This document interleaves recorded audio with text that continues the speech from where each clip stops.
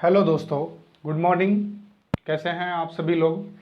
आशा है कि अच्छे होंगे और लॉकडाउन का अ, असर आप सभी पर भी होगा और सभी के सभी विद्यार्थी जितने विद्यार्थी हैं वो अपना टाइम को यूज़फुल बनाने में लगे होंगे, काम ले रहे होंगे समय को पूरी तरीके से।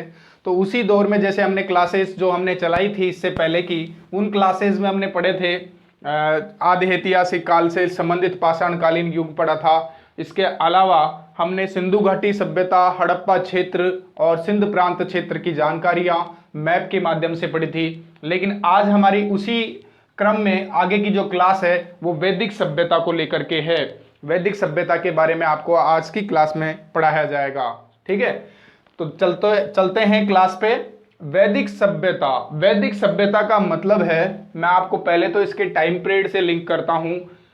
जब सिंधु घाटी सभ्यता का काल माना जाता है कि 1750 तक इसका काल रहा था, 1750 बीसी तक। उसके बाद में लगातार 200 सालों तक ऐसी कोई सभ्यता का विकास होना, छोटी मोटी सभ्यताएं और छोटे मोटे नगरों का विकास हुआ, ऐसी कोई बड़ी सभ्यता का विकास नहीं दिखाई दिया। 2 सालों तक, 250 सालों तक का क्रम ऐसे ही खाली गया। उसके बाद में एक सभ्यता देखने को मिली जिसे हम वैदिक सभ्यता के नाम से जानते हैं, और इसी वैदिक सभ्यता को आज की हमने इस क्लास में शामिल किया है। इसका दौर आपको याद करना है कि वैदिक सभ्यता 1500 बीसी से लेकर 600 बीसी तक के पीरियड को वैदिक सभ्यता के पीरियड में रखा जाता है। ऐसा इतिहासकारों ने इस डेट को निश्चित किया है, ये याद होना चाहिए आपको। 1500 बीसी से लेकर के 600 बीसी तक के, ठीक है, ये ईसा पूर्वी सन है, बिफोर क्राइसिस है ना। ठीक है, ईसा मसीह के जन्म से पहले की जो टाइम पीरियड है उसे बीसी बोला जाता है, और उसी बीसी को यहां पर हमने 1500 बीसी से 600 बीसी लिखा है। ये आपको याद होना चाहिए कि ये वैदिक सभ्यता का टाइम पीरियड है। और वैदिक सभ्यता में हम यूं कह सकते हैं कि वैदिक सभ्यता को इतिहासकारों ने 2 प्रकार के भागों में डिवाइड किया है। 2 प्रकार के डिवाइडेशन में हम पहला डिवाइडेशन देख सकते हैं पूर्व वैदिक काल, पूर्व वैदिक काल, और दूसरा है हमारे पास उत्तर वैदिक काल। जो पूर्व वैदिक काल में जो टाइम पीरियड रखा जाता है वो 1500 बीसी से लेकर के 1000 बीसी तक के टाइम को, यानी लगभग 500 साल के टाइम को पूर्व वैदिक काल में रखा गया। और उसके बाद में उत्तर वैदिक काल में 1000 बीसी से लेकर के 600 बीसी तक के टाइम पीरियड को उत्तर वैदिक काल में रखा गया। ऐसा इसलिए किया गया ताकि यह पढ़ने और समझने के लिए या जानकारियों को और ज्यादा विस्तृत करने के लिए सुगम्य हो सके, हम लोग आसानी से इन चीजों को जान सकें। क्योंकि ये टाइम पीरियड में बहुत अंतर आया। इस टाइम पीरियड में अलग अलग समाज विकसित हुए। उन समाजों के अंदर जो चीजें कम विकसित थी वो चीजें आगे चल के उत्तर वैदिक काल में ज्यादा विकसित होने लगी, और कुछ नई प्रथाएं भी जन्म लेने लगी समाज में, नई चीजों का मतलब उद्भव हुआ। तो इस वजह से इन कालों को हम इस तरह से डिवाइडेशन करके पढ़ते हैं। अब आपने देखा होगा कि वैदिक सभ्यता में जो वैदिक शब्द है, वैदिक शब्द वेद से मिलकर बना है, क्योंकि हमें वैदिक सभ्यता में आर्य और वेदों की ही जानकारी ज्यादा गहराई से पढ़नी होती है। और इस सभ्यता का नाम भी वैदिक सभ्यता है। इसमें वेद हैं, यानी ये वेदों से संबंधित सभ्यता है। इस वजह से हमें ये जानना जरूरी है कि वेद क्या होता है। ठीक है, यानी वेदों से रिलेटेड सभ्यता, या जिस टाइम पीरियड के दौरान वेदों की रचना की गई थी उस टाइम पीरियड को वैदिक सभ्यता में रखा जाता है। वैदिक सभ्यता में जैसे वेद शब्द है, तो भैया वेद शब्द का अर्थ होता है ज्ञान। वेद अर्थात ज्ञान, और वेद के जो निर्माता है वो आर्यों को माना जाता है। और आप जानते हैं कि आर्य है जो कि एक संस्कृत भाषा का शब्द है। और वैसे आर्य का मतलब होता है श्रेष्ठ या कुलीन। क्या है होता है?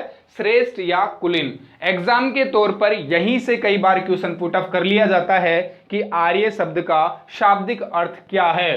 तो श्रेष्ठ या कुलीन, या फिर आर्य किस भाषा का शब्द है, तो आर्य है संस्कृत भाषा का शब्द। यहां से भी बन सकता है, या यूं भी पूछा जा सकता है कि वेद का शाब्दिक अर्थ क्या है, वेद का मतलब क्या होता है, तो वेद का मतलब होता है ज्ञान। तो यहाँ ये छोटी छोटी चीजें हैं जहां से क्वेश्चंस पूछे जा सकते हैं। यहां से यह भी क्वेश्चन बन सकता है कि 1500 बीसी से लेकर के 1000 बीसी के टाइम पीरियड को वैदिक सभ्यता में किस तरह से निर्धारित किया गया है, तो उसे पूर्व वैदिक काल के तौर पर निर्धारित किया गया है। इस टाइम पीरियड को भी आप अच्छी तरह से याद रखें। देखो, एग्जाम क्रैक करने का सबसे अच्छा फंडा ये होता है कि आपके जितने भी टॉपिक्स हैं, जितने भी फैक्ट्स हैं, जितने भी कंसेप्ट्स हैं, वो सारे के सारे आपके क्लियर होने चाहिए। क्लियर होने का तात्पर्य है कि जैसे पूरे घड़े में अगर एक एक बूंद को भी मिला करके एक घड़ा बनाया जाए, घड़े को भरा जाए, तो उस घड़े की एक एक बूंद का आपको आभास होना चाहिए, उसकी जानकारी होनी चाहिए। ठीक है, उसके घनत्व का, उसके मान का। उसी तरीके से किसी कंसेप्ट के अंदर या उस कंसेप्ट को हम क्लियर जब तक नहीं कह सकते जब तक उसकी एक भी बूंद अगर आपकी जानकारी से परे रह गई हो।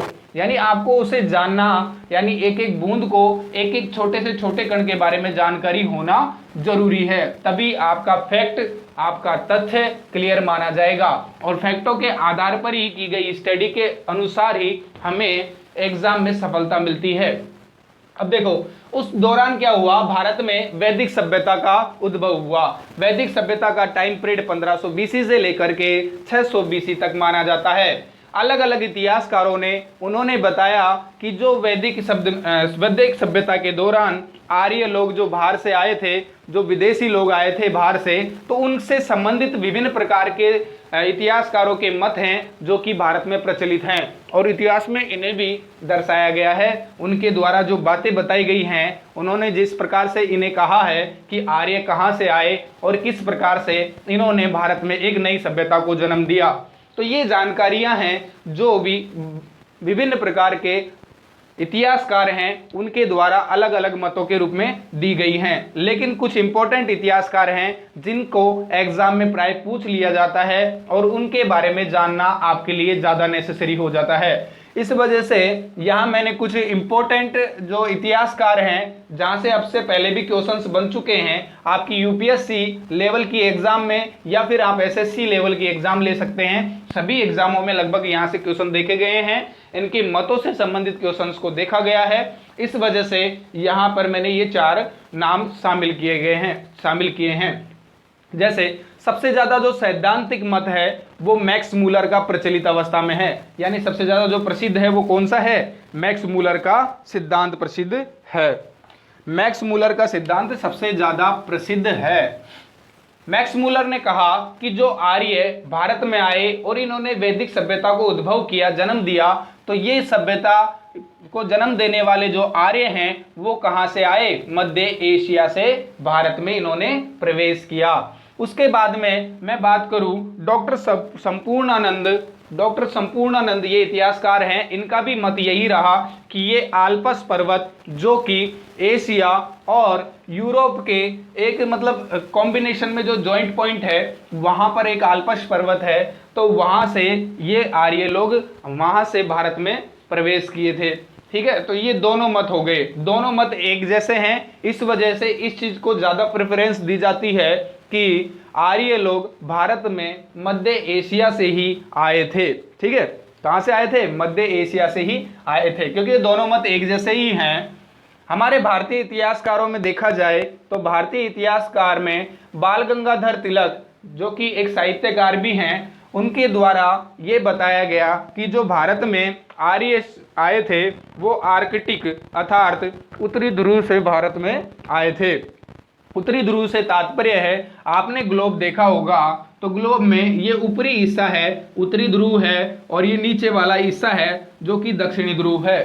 ठीक है, उत्तरी ध्रुव और दक्षिणी ध्रुव, तो यहाँ आर्कटिक क्षेत्र है। तो इस आर्कटिक क्षेत्र से भारत में प्रवेश करने वाले कौन लोग थे, आर्य थे। ऐसा किसका कथन है, बाल गंगाधर तिलक जी का।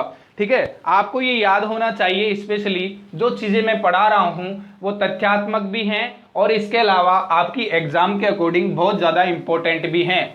स्वामी दयानंद सरस्वती जी का कहना है कि आर्य लोग तिब्बत से भारत में आए थे। तो ये 4 कथन है जो आपको याद होने चाहिए, ज्यादा कठिन भी नहीं है।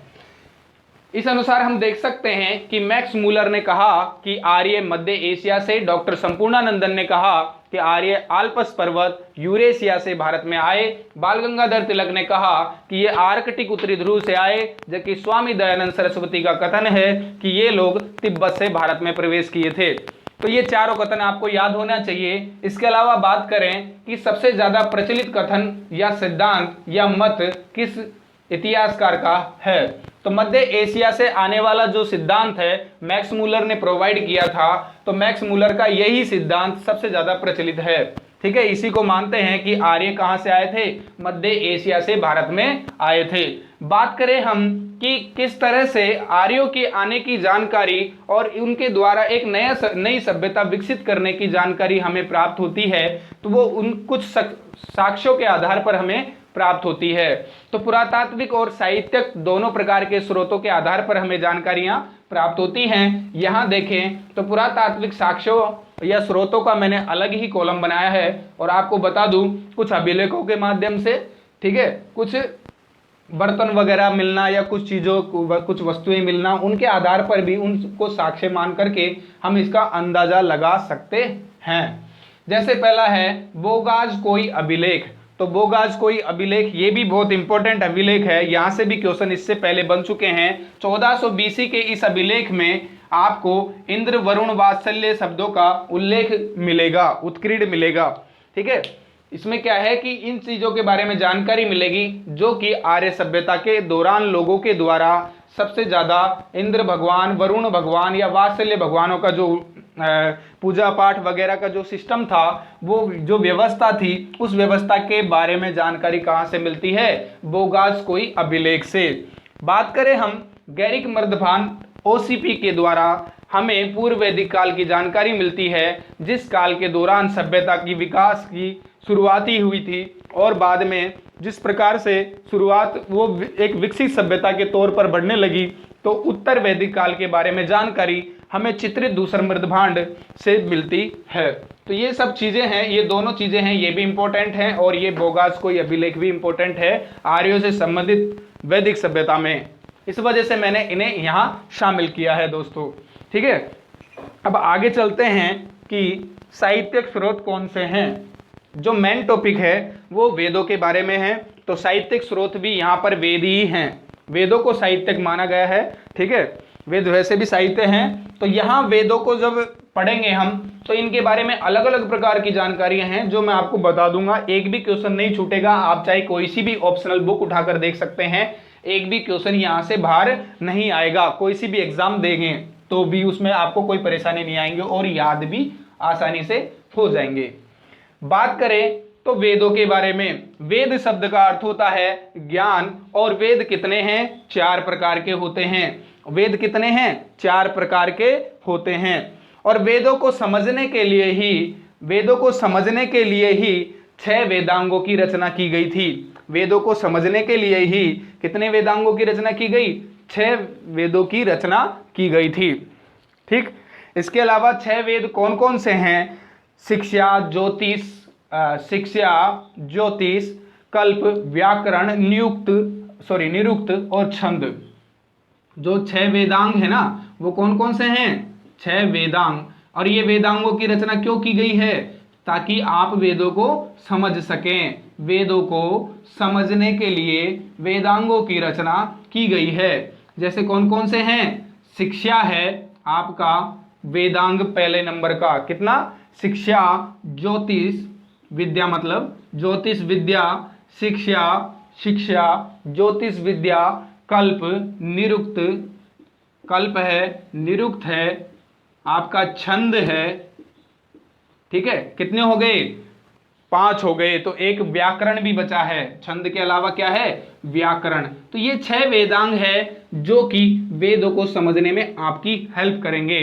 ठीक है, 6 वेदांगों की रचना की गई है। और पुराण कितने हैं, यही थोड़ी बहुत और जानकारी देख लेते हैं। पुराण कितने हैं, 18 पुराण हैं, 18 पुराण हैं। टोटल पुराण कितने हैं, 18 पुराण हैं। और इनके रचयिता हैं जो कि जिनको माना जाता है लोमहर्ष ऋषि को माना जाता है। और इनके पुत्र थे, लोमहर्ष के पुत्र थे उग्रश्रवा। क्या नाम था, उग्र श्रुवा। तो ये भी, इन्होंने भी इसमें महत्वपूर्ण योगदान दिया। तो इन्होंने क्या है 18 पुराणों की रचना की है और ये आपको याद होना चाहिए। जबकि माना जाए 18 पुराणों में से ही एक इंपॉर्टेंट पुराण है जिसे हम बोलते हैं मत्स्य पुराण। क्या बोलते हैं, मत्स्य पुराण। यही पुराण है जो सबसे प्राचीन पुराण है, सबसे प्राचीन पुराण है और इसे पौराणिक भी माना जाता है। सबसे प्राचीन और सबसे पौराणिक माना जाता है। तो कौन सा ऐसा पुराण है, मत्स्य पुराण है, जो कि सबसे प्राचीन और सबसे पौराणिक माना जाता है। यह आपको समझ में आ गए होंगे मैंने जो जानकारी दी है। ठीक है, अब देखते हैं ऋग्वेद के बारे में। हमारा जो पहला वेद है उसे समझने की कोशिश करते हैं। देखो दोस्तों, यहाँ गर्मी बहुत हो रही है और ये गर्मी का कारण इसलिए है क्योंकि अगर वॉइस प्रॉब्लम होगी तो वो चीज़ें आपको समझ में नहीं आएंगी। अगर हम फैन वगैरह चलाते हैं तो फैन से तो वॉइस प्रॉब्लम आनी ही है। तो इस वजह से मैं फ़ैन ऑन नहीं करता हूँ, फ़ैन नहीं चलाता हूँ ताकि आपको समझ में क्लियर आए। और ताकि कोई बात नहीं, खैर मेहनत तो कर ही रहे हैं, समझ में आना चाहिए कुल मिला के। ठीक है ना दोस्तों। सबसे पहला वेद है ऋग्वेद। और ऋग्वेद के बारे में जो जानकारी है यहाँ दे रखी है, यह आपकी एसएससी वगैरह एग्जाम, जो रेलवे वगैरह की एग्जाम है उनके लिए बहुत ज़्यादा है, इनफ है मतलब। ठीक है, ऋग्वेद यानी सबसे प्राचीन वेद किसे कहा जाता है, ऋग्वेद को सबसे प्राचीन वेद कहा जाता है। संकलनकर्ता, ऋग्वेद के संकलनकर्ता हैं कृष्णद्वैपायन वेद व्यास। कृष्णद्वैपायन वेद व्यास को ऋग्वेद के संकलनकर्ता कहा जाता है। और ऋग्वेद में 10 मंडल, 1028 सूक्त और 10,462 ऋचाएं शामिल हैं। और क्या शामिल हैं, 10,462 ऋचाएं शामिल हैं। ठीक है, ये वैसे पूछा नहीं गया अब तक, लेकिन पूछा जा सकता है, इस वजह से मैंने इसको यहाँ शामिल कर दिया है। ऋग्वेद जो कि हमारा सबसे प्राचीन वेद माना जाता है और संकलन करता इसके कृष्णद्वैपायन वेद व्यास हैं। इसमें ऋग्वेद में 10 मंडल, 1028 सूक्त, 10,462 ऋचाएं हैं। और इन ये जो ऋचाएं हैं इन्हें हाथ से लिखा गया है, अर्थात इन हस्तलिखित ऋचाओं को खिल भी कहा जाता है। क्या कहा जाता है, खिल भी कहा जाता है। कई बार पूछ लिया जाता है कि खिल शब्द क्या है, तो खिल शब्द का मतलब है ऋचाओं का, मतलब ऋचाओं का अध्ययन ही खिल कहलाता है। ठीक है, पहले और 10वें मंडल को सबसे नया मंडल माना जाता है। जो 10 मंडल है, यहां से भी कई बार क्वेश्चन पूछा जाता है। पहले और 10वें मंडल को क्या माना जाता है, सबसे नया मंडल माना जाता है। गायत्री मंत्र को तीसरे मंडल में शामिल किया गया है, जबकि दशराज युद्ध को 7वें मंडल में शामिल किया गया है। आपको याद हो तो दशराज युद्ध का मतलब क्या होता है। दशराज युद्ध था जो कि परुष्णी नदी के किनारे, जो कि वर्तमान में रावी नदी के नाम से जानी जाती है, रावी नदी के किनारे पर दशराज युद्ध हुआ था। ठीक है, तो वो 7वें मंडल में इसका वर्णन आपको देखने को मिलता है। 9वें मंडल में आपको सोम देवता के बारे में जानकारी मिलती है, सोम देवता के बारे में जानकारी मिलती है। और वर्ण व्यवस्था के बारे में आपको 10वें मंडल में जानकारी मिलती है। तो ये चीजें आपको ऋग्वेद से संबंधित याद करनी है कि गायत्री मंत्र कौन से मंडल में आता है, तीसरे मंडल में। दशराज युद्ध कौन से मंडल में आता है, 7वें मंडल में। और सोम देवता 9वें मंडल से रिलेटेड हैं, वर्ण व्यवस्था 10वें मंडल से रिलेटेड है। इसके अलावा ऋग्वेद में से अगर कोई क्वेश्चन बन सकता है, जैसे अघन्य शब्द का प्रयोग किया जाना, अघन्य शब्द का प्रयोग किया जाना किससे संबंधित है, आपने कई बार ये चीज देखी भी होगी। और अघन्य शब्द जो है वो किससे है, गाय से संबंधित है। और गाय को एक ऐसे जीव की श्रेणी में रखा गया है न मारे जा सकने वाला, यानी आपको गाय को एक गोधन मानना है और गाय को एक ऐसा धन मानना है, मतलब इसे उस श्रेणी में रख दिया कि जहां इसे मारा नहीं जा सके, इस वजह से इसे अघन्य कहा जाता है। क्वेश्चन ऐसे भी पूछा जा सकता है कि ऋग्वेद में अघन्य शब्द किस चीज के, किस जानवर के लिए प्रयोग किया गया है। ठीक है, तो अघन्य शब्द किसके लिए आता है, गाय के लिए आता है। इसके अलावा अगर ऋग्वेद में कोई क्वेश्चन बन सकता है, ये भी बन सकता है कि जो वामन अवतार के 3 पगों का व्याख्यान है, वामन अवतार के 3 पगों का व्याख्यान है, वो कौन से वेद से रिलेटेड है, तो ये क्वेश्चन भी पूछा जा सकता है, जो किससे है ऋग्वेद से। 3 पगों का व्याख्यान, वामन, जो कृष्ण जी का विष्णु जी का वामन अवतार है, ठीक है, वामन अवतार, तो वामन अवतार का जो व्याख्यान है वो भी कहां मिलता है आपको, ऋग्वेद में मिलता है। ठीक है, ये हो गया हमारा पूरा का पूरा ऋग्वेद। अब उसके बाद में बात करते हैं हम सामवेद की, और सामवेद में देखो एक शब्द आ रहा है साम, और शाम या सोम रस का मतलब होता है गान, या फिर यूं कह सकते हैं गान का मतलब संगीत गान करते हैं ना अपन, वो यानी उसमें जो संगीत हो, संगीत गान करने के दौरान जो रस प्राप्त होता है उसे हम साम कहते हैं। और सामवेद का मतलब हो गया सीधा सा संगीत से संबंधित वेद। कैसा वेद? जो संगीत से संबंधित वेद है उसे ही हम सामवेद कहते हैं। भारतीय संगीत का जनक भी सामवेद को ही कहा जाता है। कौन से वेद को? सामवेद को ही भारतीय संगीत का जनक कहा जाता है। क्वेश्चन यो भी पूछा जा सकता है कि 7 स्वरों का जो सबसे पहले प्रयोग किया गया था वो किस वेद में किया गया था? तो 7 स्वरों का सबसे पहले प्रयोग कौन से वेद में किया जाएगा? सामवेद में, क्योंकि संगीत से संबंधित वेद भी सामवेद ही है। और शास्त्रीय और भारतीय संगीत का जनक किसको कहा जाता है? सामवेद को कहा जाता है।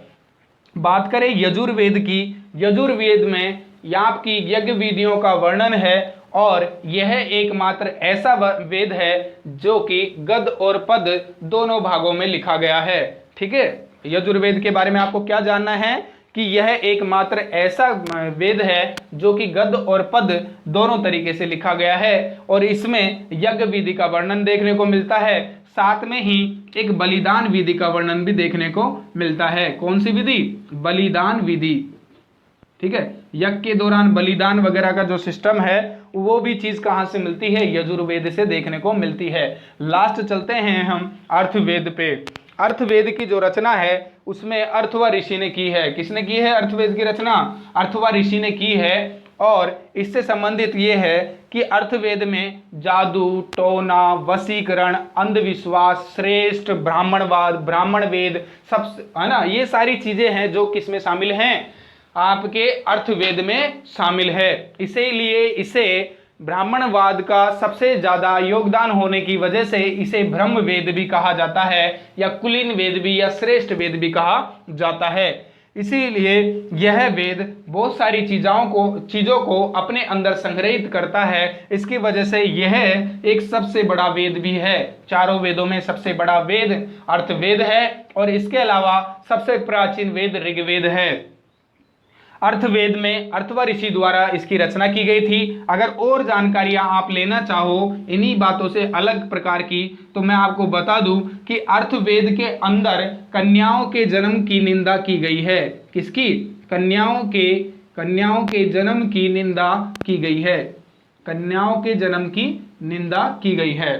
ठीक है, और यहाँ इसमें अर्थवेद में सबसे ज्यादा अंधविश्वासों को संकलित किया गया है। ठीक है, एक क्वेश्चन और इम्पोर्टेंट था, जो एक यूपीएससी लेवल की जो एक बुक थी, उस बुक के अंदर यह क्वेश्चन दिया गया था कि अर्थवेद का प्रतिनिधि करने वाला सूक्त जो कि ऋग्वेद में है वो कौन सा सूक्त है? तो 1028 सूक्तों में से एक सूक्त है पृथ्वी सूक्त, और यह पृथ्वी सूक्त ही क्या करता है? अर्थवेद का क्या करता है? प्रतिनिधित्व करता है। पृथ्वी सूक्त क्या करता है? अर्थवेद का प्रतिनिधित्व करता है। प्रतिनिधि कौन है अर्थवेद का? तो कौन है? पृथ्वी सूक्त। ये क्वेश्चन भी वहां पूछा गया था, जो कि बहुत इंपॉर्टेंट हो जाता है, हो सकता है और एग्जाम्स में भी पूछा जाए। इस वजह से मैंने इसको नई डाटा के रूप में आपके सामने पेश कर दिया है। ठीक है, तो ये हो गए हमारे चारों प्रकार के वेद। अब चारों प्रकार से रिलेटेड अलग अलग जानकारियां भी हैं, लेकिन मैंने उनको यहाँ नहीं पढ़ाया। उन चीज़ों को अब मैं एक सारणीबद्ध रूप में आपको समझा देता हूँ। जो चीज़ें जैसे जिनको ऋग्वेद को पढ़े जाने वाले को क्या बोलते थे, इसके कुछ उपवेद या उपनिषद भी हैं क्या, ठीक है, इसके अलावा आरण्यक भी हैं क्या, उपवेद क्या क्या हैं, ये सारी चीज़ें हैं ना, जो अब यहाँ देख लेते हैं सारणी में। तो ऋग्वेद की बात करते हैं कि ऋग्वेद के देखो 4 प्रकार के वेद, ऋग्वेद, सामवेद, यजुर्वेद और अर्थवेद। ऋग्वेद के अध्ययनकर्ता को या ऋग्वेद का जो अध्ययन करता है उसे होत्र कहा जाता है। सामवेद का जो अध्ययन करता है उसे उद्गाता कहा जाता है। ऋग्वेद का जो अध्ययन करता है उसे होत्र कहा जाता है। सामवेद का अध्ययनकर्ता को उद्गाता कहा जाता है। यजुर्वेद के अध्ययनकर्ता को अथर्व कहा जाता है। अर्थवेद के अध्ययनकर्ता को ब्रह्मा कहा जाता है। तो ऐसे ही आपको वर्टिकली रूप में आपको डिस्कस करना है, पढ़ना है। ठीक है। ऋग्वेद का उपवेद आयुर्वेद है। सामवेद का उपवेद गंधर्ववेद है। यजुर्वेद का उपवेद धनुर्वेद है और अर्थवेद का उपवेद शिल्पवेद है। ये याद होना चाहिए। आगे बात करें उपनिषदों की, तो ऋग्वेद का उपनिषद कैवितकी और ऐतरेय हैं। सामवेद के उपनिषद केन और छंदोंग्य है, जबकि यजुर्वेद के उपनिषद तैत्तिरीय और मैत्रेयनी हैं और अर्थवेद के उपनिषद मांडुक्य और प्रश्न और मुंडक हैं। ठीक है। तो ऐसे आपको सारणी रूप में याद करना है। आगे मैं इसका जो रियल राजनीतिक, सामाजिक, आर्थिक जीवन है उसके बारे में जब बात करूंगा तो वहां आपको उपनिषद और उपवेदों के बारे में जानकारी दे दूंगा। ऋग्वेद का आरण्यक कैवितकी और ऐतरेय कहलाता है। सामवेद के आरण्यक जैमिनी और छंदोग्य हैं। अर्थवेद के आरक तैत्तिरीय और शतपथ ब्राह्मण हैं। अर्थवेद के आरक्य कोई नहीं है। ठीक है। एकमात्र ऐसा वेद जिसके आरण्यक नहीं है उसे क्या कहा जाता है? अर्थवेद कहा जाता है। ठीक है दोस्तों, तो ये चीजें जानकारी रही जो कि एक वैदिक सभ्यता की शुरुआत से संबंधित है। जो और इसका निर्माण या ये सभ्यता जैसे जैसे विकसित हुई तो उसके लिए साहित्यिक स्रोत और पुरातात्विक स्रोत क्या क्या हैं उनको हमने आज की क्लास में पढ़ा है। अब जो नेक्स्ट क्लास आएगी उसमें हम पूर्व वैदिक काल और उत्तर वैदिक काल को अलग अलग डिस्कस करेंगे ताकि ये पूरा वैदिक काल हमें काफी आसान लगे और समझ में आ जाए और एग्जाम के अकॉर्डिंग इंपॉर्टेंट भी रहे।